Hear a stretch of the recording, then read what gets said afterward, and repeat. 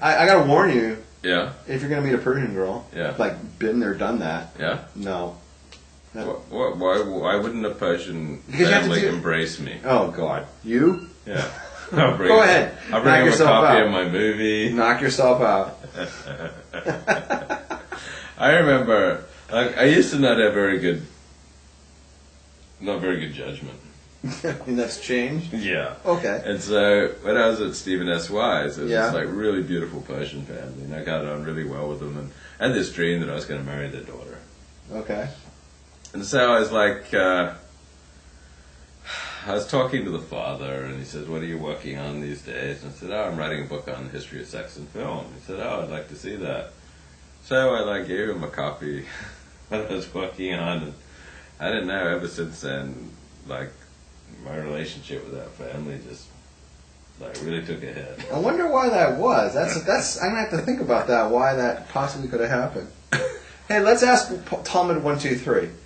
He's a Persian Jew. Yeah. Okay? Let me ask you.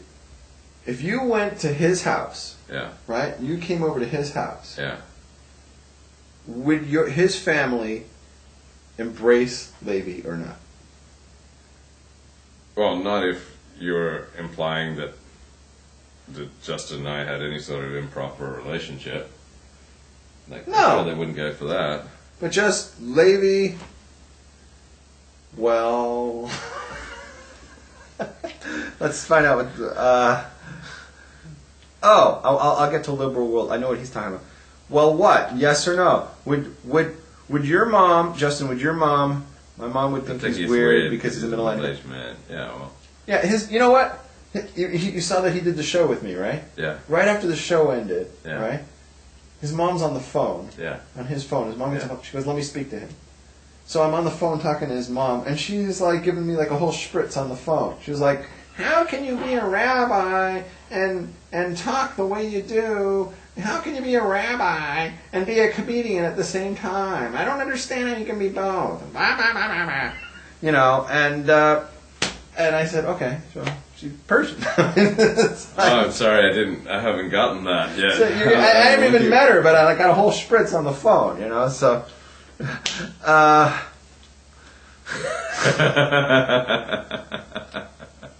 so she was watching the show that you did with Justin? No, she wasn't even watching the show. Oh, she just heard about it. Yeah, she was like, you know. Oh boy. Yeah. Hey, your family might like me. They might. They might also take out a restraining order. His parents aren't ethnocentric. I want to say hi to Wankel613. Let us know who you are. It's Wankel613. That is a great name. It could be Yonkel, right? It could be like Yonkel. But the fact that it's Wankel is funny. Okay. Wankel 613. No way. No way, not letting me know. Why do I have a feeling it's one of my nephews? That's a great day. All right. Okay, next thing. I'm often struck by the uncanny parallels between myself and Jethro. Jethro is one of the most enigmatic of all the personalities that appear in the Torah, writes Rabbi Wein. There are many Jethros in Jethro's life, and perhaps this is the reason the rabbis taught us that he possessed 7 different names. Each name perhaps represented a different Jethro at a different point in his life. We meet him at the crossroads of his life's choices and beliefs. On the one hand, he's a priest, a former priest of paganism in Midian. He has experimented with every form of religion in the world before coming to the faith of monotheism. He is influenced undoubtedly by his unexpected son-in-law Moshe, but he's also greatly influenced by the exodus from Egypt and the visible and impressive miracles that accompany this event. So, Jethro is a complicated guy. That reminds me of you. So you don't remind me of Moshe. Moses doesn't remind me of you at all. Yeah. But you remind me of Yitro. Yeah. Because you have things in common with him. Yeah. You went through a lot of different things. You experienced a lot of different Christianity and Seventh-day Adventism, and not just Seventh-day Adventism, but also. I experienced a lot of just circles of life. Pornography. You dealt with the religion of. Justin like that's when we went to Torah class together. He kept like trying to get the conversation back to him.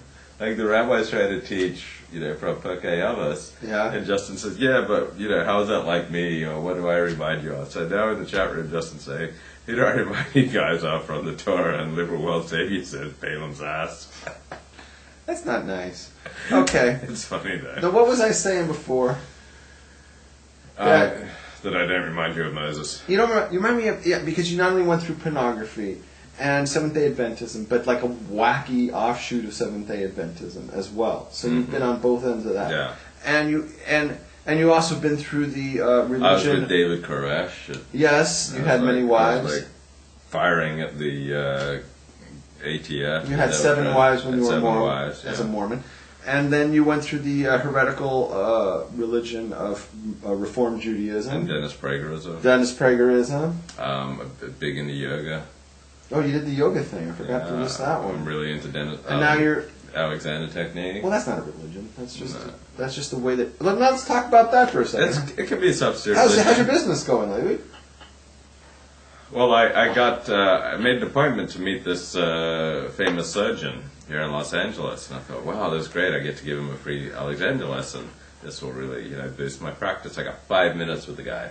5 minutes. But, I was grateful for the 5 minutes. You could save a life in 5 minutes. I drove all the way to his office. Where's his office?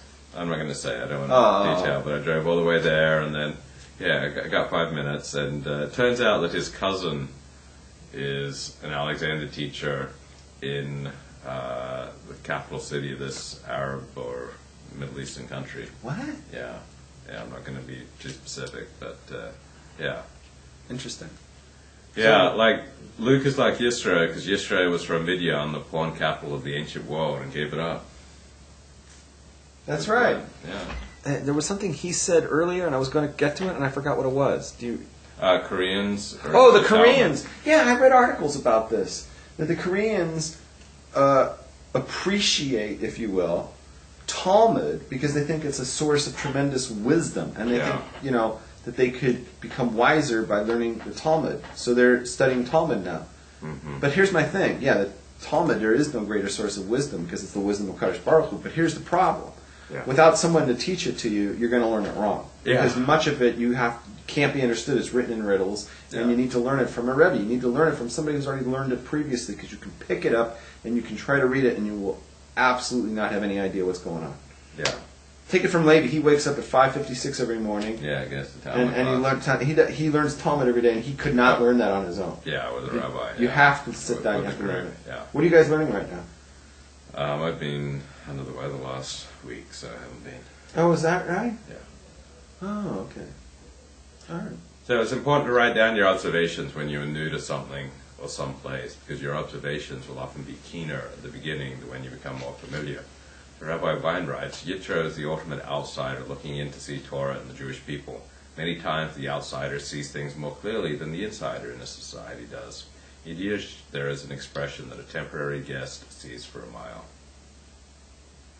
So I'm pretty much out of stuff. I don't really have a lot this week. I've just been watching a lot of movies or British What have you been shows. watching?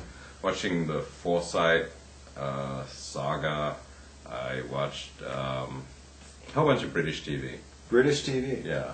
The way I choose things on Netflix is by the user ratings. If it has more than 4 stars, I figure it's pretty good. So. Right. What about the movies that are up for Academy Award this year?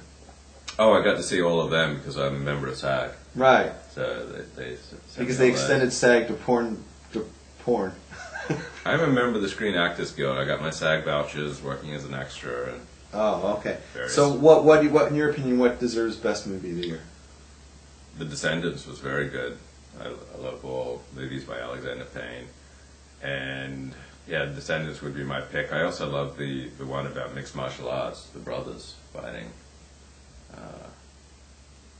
So that was pretty good. The Help was good. I couldn't make it through The Artist. I'm not into silent movies, and I'm not into black and white. Why do people keep shooting movies on black and white? Like, I want to see color. Like, we had a black and white TV until we had one. We only got a black and white TV. We only got a TV when I was 14, and then we only had black and white until I was 18. So from 14 to 18.